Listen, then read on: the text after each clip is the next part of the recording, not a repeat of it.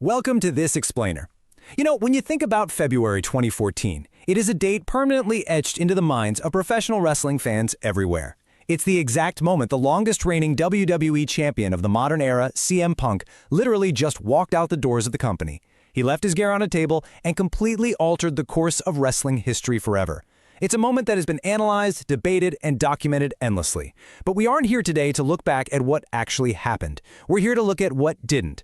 What if he didn't walk out? What if CM Punk had stayed, headlined WrestleMania 30, and completely rewritten the landscape of professional wrestling? Today we're going to explore a really fascinating alternate history. Okay, let's dive into this. We're looking at a massive point of divergence here, the ultimate butterfly effect. In reality, we all know burnout, frustration, and medical issues lead to his abrupt exit in February. But in our alternate timeline, he takes a breath. He stays. The decision to remain for WrestleMania 30 isn't just some minor schedule tweak. It is the ultimate tectonic shift for the entire industry. The real-world walkout created a massive void, sure, but the alternate decision to stay creates an immediate explosive collision course at the biggest event of the year. So how exactly does WWE convince a deeply frustrated CM Punk to stick around? Well, it all comes down to this, the promise of a major role. In this timeline, behind closed locker room doors, a deal is struck.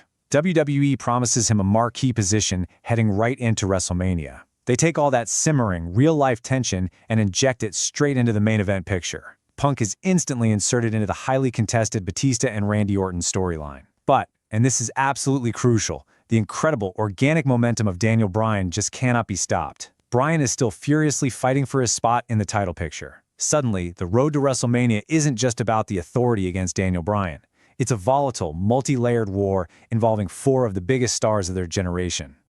Just look at this lineup. Instead of a triple threat match, we get a completely stacked, high-stakes, fatal four-way main event at WrestleMania 30. You have Randy Orton, the corporate champion, Batista, the returning powerhouse, Daniel Bryan, the ultimate underdog fighting against the machine, and CM Punk, the rebellious anti-hero who demanded his rightful main event. This structure completely changes the dynamic of the match. You've got two corporate chosen ones and two incredible fan favorites who both genuinely feel they are the absolute best in the world.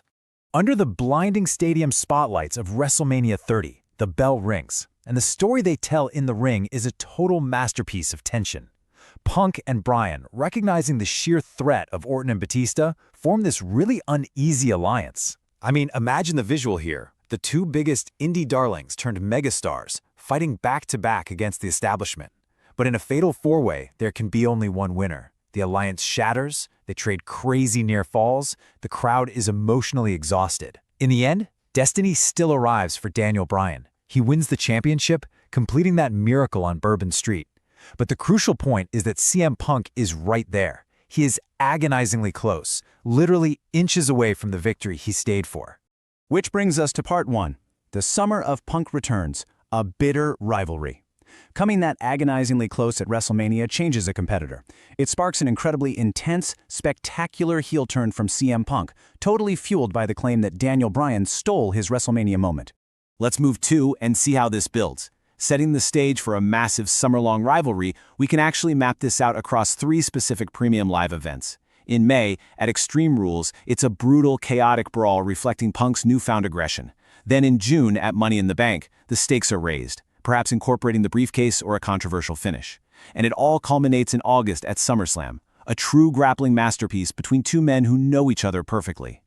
This summer-long program completely anchors WWE's business, driving incredible buy rates and keeping the product red-hot throughout the middle of 2014. Now for part two, the industry butterfly effect, industry shockwaves. Because honestly, if CM Punk stays, the implications go so much further than a few incredible matches in 2014. We really have to zoom out here. Look at the real-world events that are instantly erased in this timeline. First, there's no UFC stint. Punk never steps into the octagon, heavily altering both his personal legacy and UFC's buy rates for those specific cards. Second, that infamous 2014 Colt Cabana podcast, the one that resulted in massive lawsuits and spilled incredible backstage secrets, never happens. Third, and perhaps most importantly, that earth-shattering AEW debut in Chicago in 2021 completely vanishes. Because he never leaves, he never becomes the industry's ultimate lost legend. His relationship with the wrestling audience remains continuous. He's a permanent fixture rather than a mythical returning hero. Which leads us right to this massive hypothetical question. Think about the ripple effect. If CM Punk isn't a free agent, if he isn't the ultimate trump card for a new promotion to eventually sign, how does this alter the trajectory of Cody Rhodes and the Elite? Without the shadow of Punk's potential return looming over the industry, without his eventual monumental arrival bringing a massive influx of viewers, does AEW grow at the same rapid pace? Do the foundational stars of All Elite Wrestling navigate those exact same paths? The very fabric of the Wednesday Night Wars in our modern wrestling landscape would be absolutely unrecognizable. Fast forward with me now to 2025 in just alternate timeline. CM Punk is still there. He's a multi-time world champion. He's an elder statesman of the locker room, woven deeply into the fabric of WWE's completely revolutionized main event scene over the last 11 years. He's had dream matches with a new generation that we, in reality, only got to see much, much later or perhaps never at all. The entire ecosystem of WWE is completely shaped by his continuous, unbroken presence at the top of the card. Which brings us to our final slide, and a truly provocative thought to leave you with. In reality, Punk's departure was painful for fans. But, it forced WWE to eventually build new stars. It fueled the rise of independent wrestling. It helped lay the emotional groundwork for the creation of AEW, providing an alternative that the industry desperately needed. So we have to ask, did CM Punk leaving WWE actually create a healthier, more competitive, and better future for professional wrestling than his staying ever could have? It's a fascinating question, and one that proves just how absolutely vital a single career choice can be. Thank you so much for joining me for this explainer. Keep questioning the timeline, and I'll see you next time.